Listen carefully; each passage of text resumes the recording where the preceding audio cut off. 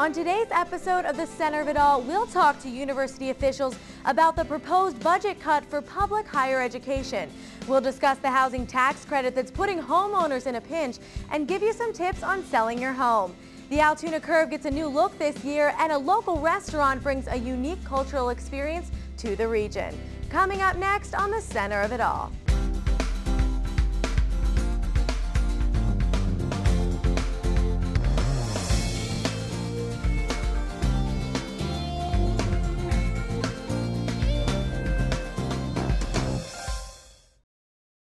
Hello and welcome to The Center of It All. I'm Tara Berardi. We'll start off today's show by taking a look at local reaction to a proposed budget reduction that could change the face of public higher education in Pennsylvania. Governor Corbett's proposed budget cut of more than 50% of Penn State's appropriation represents a reduction of $182 million and is the single largest appropriation cut in the history of American public higher education. The challenge for us is to keep the doors of opportunity and access open for all students. Penn State President Graham Spanier addressed the issue at a recent press conference, saying this will redefine the university's role as a land-grant institution.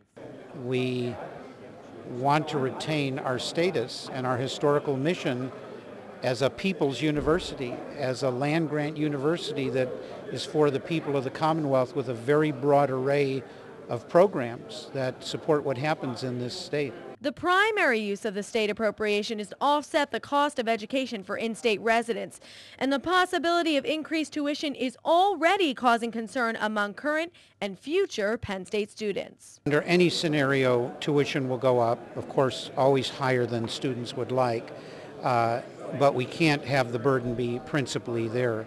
So we will have to cut the number of faculty and staff, cut some of the services that we offer. State Senator and Appropriations Committee Chairman Jake Corman says he supports the governor's efforts to try and balance the budget. Every budget, there's things you agree, things you disagree, and I think he put the universities on notice that they need to come to the table and show what their benefit they are providing for the Commonwealth.